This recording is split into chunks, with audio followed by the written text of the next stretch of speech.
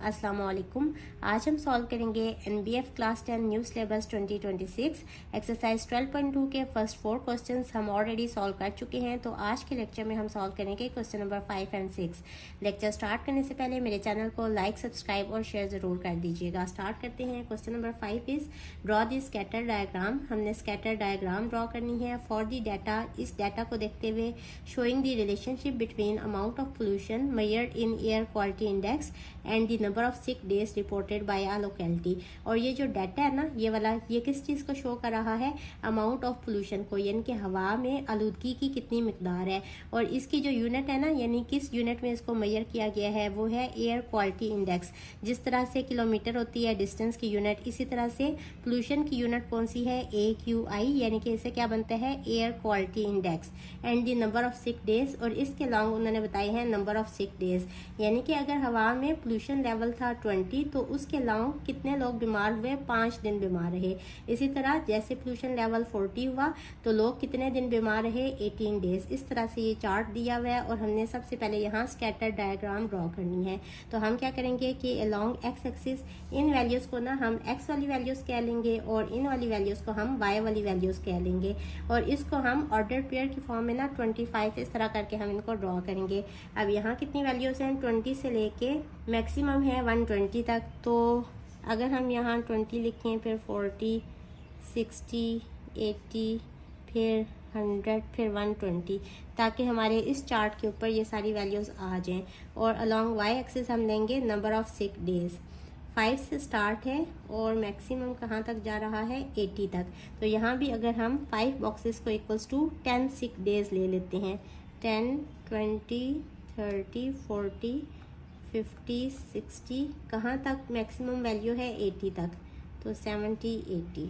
अब इसके बाद हमने लिखना है कि एक्स एक्सिस के लॉन्ग हमने 1 बॉक्स को किसके इक्वल लिया है। तो एक्स एक्सिस पे 1 बॉक्स किसके इक्वल है? सबसे पहले आप ये देखते हैं कि 1, 2, 3, 4, 5 बॉक्सेस है और यहाँ से यहाँ तक कितना डिफरेंस है? 40 minus 20 is 20। 5 box equals to 20 pollution level. तो 1 बॉक्स कितना होगा? 20 divided by 5 which is equals to 4 AQI आप लिख लें। और अलोंग वाई एक्सिस क्या स्केल हमने लिया है? देखें, 1, 2, 3, 4, 5 boxes equal to 10 number of sick days. तो 1 box equals to 10 divided by 5 which is equals to 2 number of sick days. अब इसके बाद हम इनको ऑर्डर पेयर की फॉर्म में यहाँ ड्रॉ कर लेंगे। 20 के अलोंग 5, यहाँ है 20 और अलोंग वाई एक्सिस हमने लेना है 5। और वाई एक्सिस पे अगर आप देखें तो ये जो 2 नंबर ऑफ सिक डेज हैं ये इक्वल्स टू 1 बॉक्स के हैं, यानी 1 बॉक्स को हम इक्वल्स टू 2 डेज काउंट करेंगे। 20 है, यहाँ 2 होगा, यहाँ 4 होगा, इस जगह पे 6 डेज है। तो 4 और 6 का हाफ, ये वाला पॉइंट है 5। इसके बाद है 40 पे 18, 40 पे यहाँ है 10, यहाँ 12, 14, 16 और ये वाला पॉइंट होगा 18। इसके बाद 60 पे 25, 60 पे यहाँ तक 20, यहाँ 22, 24 और यहाँ 26, 24 और 26 का हाफ यहाँ होगा 25। इसके बाद 80 पे 40, 80 पे 40 ये वाला पॉइंट होगा। इसके बाद 100 पे 60, 100 पे 60 ये वाला पॉइंट होगा। फिर 120 पे 80 ये वाला पॉइंट होगा, 80 के बिल्कुल सामने। इसके बाद है 10 पे 3। अब देखिए यहाँ तक है 20, यानी कि 5 बॉक्स ना 20 के इक्वल है। और एक्स एक्सिस के लॉन्ग 1 बॉक्स इक्वल है 4 AQI के, यानी कि यहाँ से यहाँ तक है 4, फिर यहाँ तक है 8, फिर यहाँ तक है 12। तो 8 और 12 का जो हाफ होगा ना वो होगा 10। इस जगह पे है 10 और 10 के लॉन्ग हमने 3 रीडिंग लेनी है वाई एक्सिस के लॉन्ग। यहाँ से यहाँ तक है 2 और यहाँ है 4, तो 2 और 4 का हाफ ये वाला पॉइंट होगा 3। इसके बाद है 30 पे 15, 20 और 40 का हाफ होगा ना 30, उसी तरह से इस जगह पे 30 आएगा इस जगह पे। और इसके लॉन्ग हमने रीडिंग लेनी है 15। यहाँ है 10, यहाँ 12, यहाँ 14 और यहाँ 16, 14 और 16 का हाफ ये वाला पॉइंट होगा 15।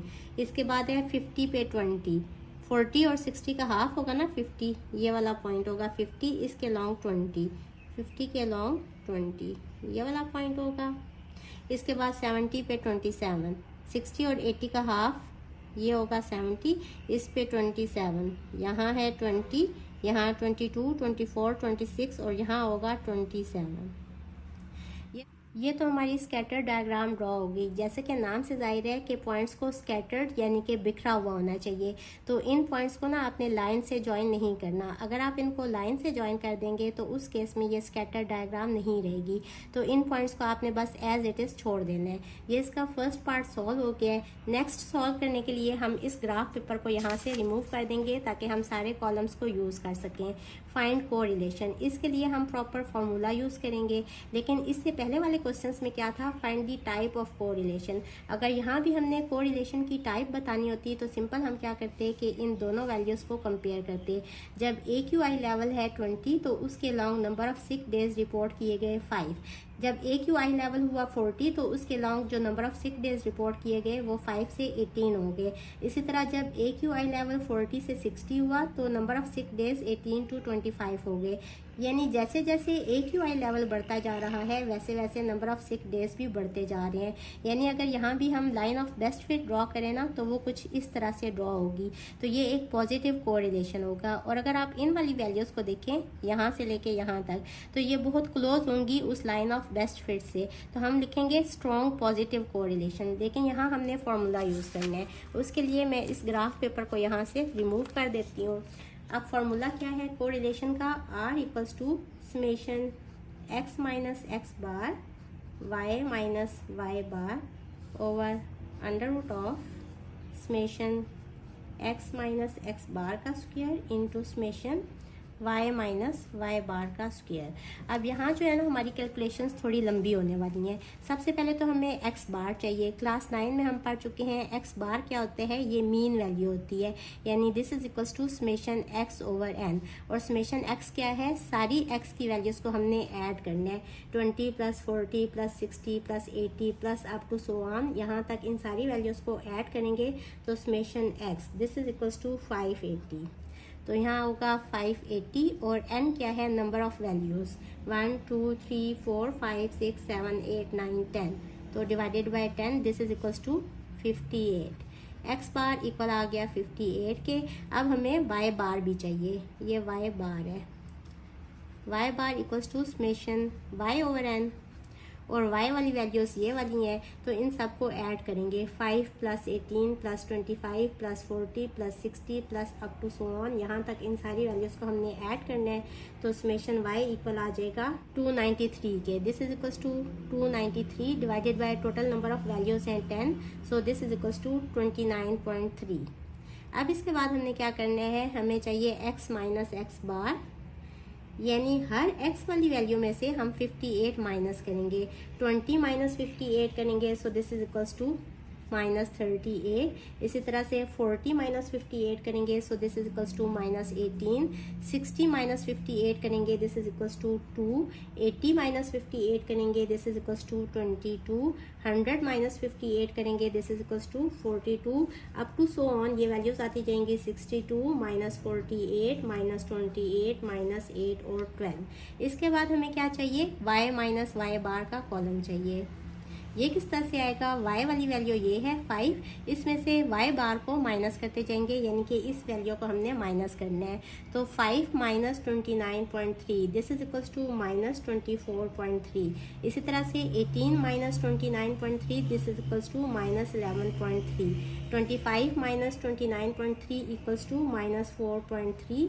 40 माइनस 29.3 इक्वल्स टू 10.7। इसी तरह से 30.7, 50.7 माइनस 26.3 माइनस 14.3 माइनस 9.3 और माइनस 2.3।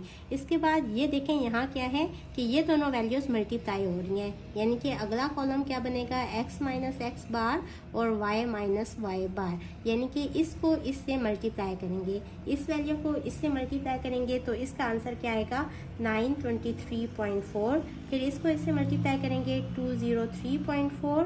फिर इसको इससे मल्टीप्लाई करेंगे माइनस 8.6। इसको इससे मल्टीप्लाई करेंगे 235.4।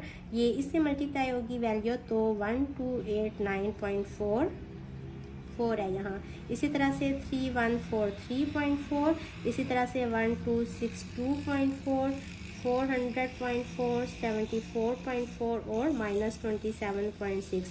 अब ये जो समेशन है ना, इसका क्या मतलब है कि इन सारी वैल्यूज़ को हमने ऐड करना है। तो हमारे पास क्या आएगा, summation x minus x bar into Y minus Y बार। इस पूरे की वैल्यू कैसे आएगी कि हमने इन सारी वैल्यूज़ को ऐड कर देना है। So this is equals to 7496।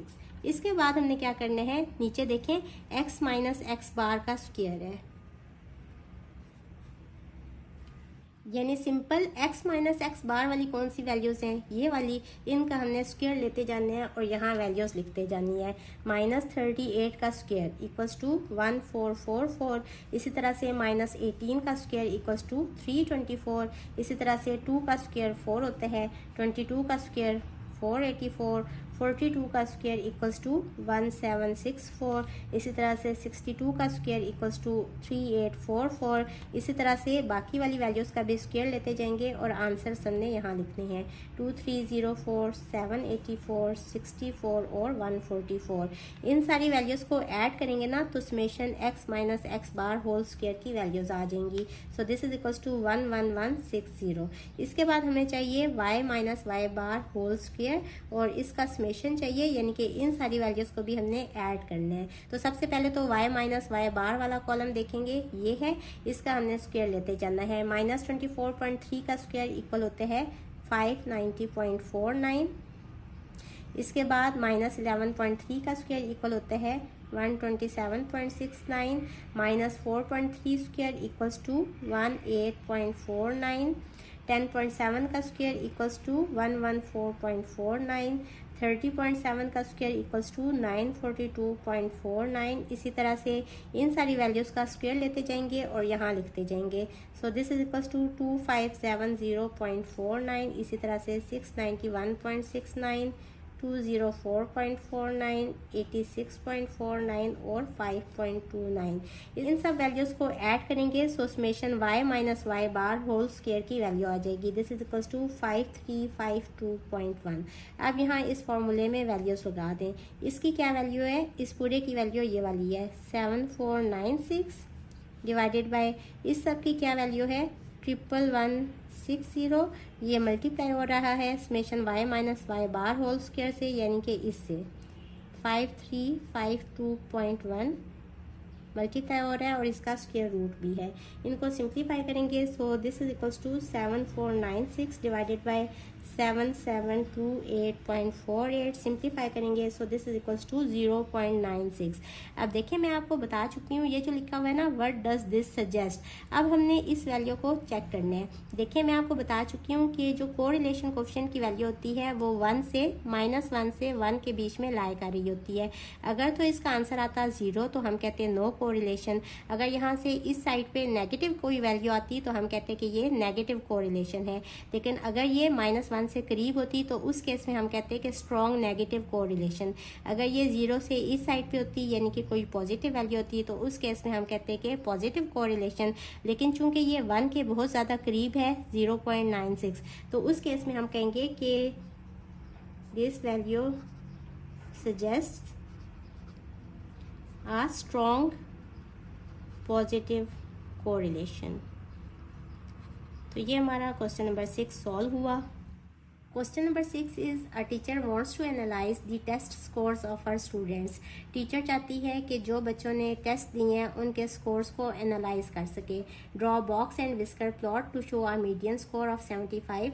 हमने ड्रॉ करने हैं यहाँ बॉक्स एंड विस्कर प्लॉट जिसमें मीडियन है 75, a first quartile of 60, Q1 की वैल्यू गिवन है 60 and a third quartile of 85 और Q3 की वैल्यू है इक्वल्स टू 85। सबसे पहले तो box and whisker plot draw करने के लिए हमें क्या चाहिए, हम ड्रॉ करेंगे नंबर लाइन।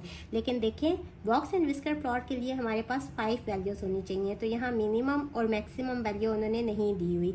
लेकिन हम Q1 और Q3 वाली वैल्यूज को देखेंगे क्योंकि मीडियन तो इन दोनों के दरमियान में ही आएगा ना, तो 60 और 85। तो इन दोनों को किस तरह से प्लॉट करेंगे, अगर हम नंबर लाइन के ऊपर ना 5 नंबर्स के डिफरेंस से इस तरह से 1 सेंटीमीटर को इक्वल्स टू 5 सेंटीमीटर के इक्वल, जो 1 बॉक्स है इसको 5 सेंटीमीटर के इक्वल अगर हम ले लें, यहाँ ले लें, इसे थोड़ा सा पीछे ड्रॉ कर लेते हैं। ये 60 है ना, तो आप 55 से या 50 से शुरू कर लें। चलें, यहाँ होगा 50, 55, यहाँ 60, 65, 70, 75, 80, 85 और 85 से थोड़ा सा ऊपर चले जाते हैं। यहाँ 90, यहाँ 95 और 100 तक कर लें। अब इसके बाद हमने Q1 ड्रॉ करना है। Q1 है 60, तो 60 के ऊपर इस तरह से स्केल रखेंगे और इस तरह से एक लाइन वर्टिकली ड्रॉ कर देंगे। इसके बाद ये Q1 है। इसके बाद हमने Q3 को ड्रॉ करना है 85 के ऊपर। इसी तरह से एक वर्टिकल लाइन ड्रॉ करेंगे जो इसके बिल्कुल स्ट्रेट में आए, सीध में आए, इस तरह से। इसके बाद ये Q3 है। अब हमने मीडियन को ड्रॉ करना है 75 के ऊपर, तो उसी तरह से यहाँ रखते हुए इसके बराबर की एक लाइन ड्रॉ करेंगे वर्टिकली, ताकि बाद में हमने इसका रेक्टेंगल ड्रॉ करना है ना, तो ये जो वैल्यूज़ हैं, ये जो लाइंस हैं, ये एक रेक्टेंगल के अंदर आ जाएं। बेशक शुरू में आप छोटी लाइंस ड्रॉ कर दें और बाद में रेक्टेंगल के बीच में उन लाइंस को एक्सटेंड कर लें, ये इस तरह से। ये मीडियन वाली वैल्यू थी। और इसके बाद यहाँ जो विस्कर्स होते हैं ना, यहाँ मैक्सिमम और यहाँ मिनिमम वैल्यू होती है, लेकिन वो हमें मैक्सिमम और मिनिमम वैल्यू नहीं दी हुई। हम क्या करेंगे कि बस सिंपल इस तरह से फ्री हैंड ना इस तरह से लाइंस को ड्रॉ कर लेंगे। ये तो हमने इसका फर्स्ट पार्ट यानी कि draw box and whisker plot, ये हमने ड्रॉ कर लिया है। अब आगे क्या है, find what percentage of students scored above 85। 85 से ज़्यादा कितने बच्चों ने स्कोर किया। अब अगर आप गौर करें तो 85 क्या है, Q3 की वैल्यू है। और हमें पता है कि जो क्वार्टाइल्स होते हैं ना, वो डाटा को 4 इक्वल पार्ट्स में डिवाइड करते हैं। 3 क्वार्टाइल्स होते हैं ना, Q1, Q2 और Q3, जो इस डाटा को 1, 2, 3, 4 इक्वल पार्ट्स में डिवाइड करते हैं। यानी कि जो फर्स्ट क्वार्टाइल है ये 25% डाटा को रिप्रेजेंट करता है। अगले वाला 25 से 50 तक डाटा को रिप्रेजेंट करते हैं। अगले वाला 50 से 75% डाटा को रिप्रेजेंट करता है।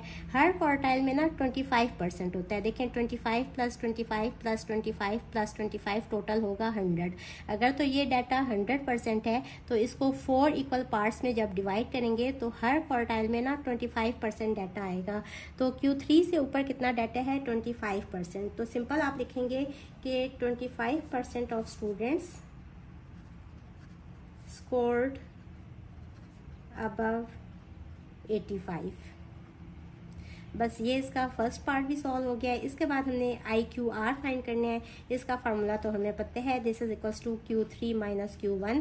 सिंपल यहाँ वैल्यूज पुट करेंगे। Q3 की वैल्यू है 85 और Q1 की वैल्यू है 60। इनको माइनस करेंगे, सो दी आंसर इज 25।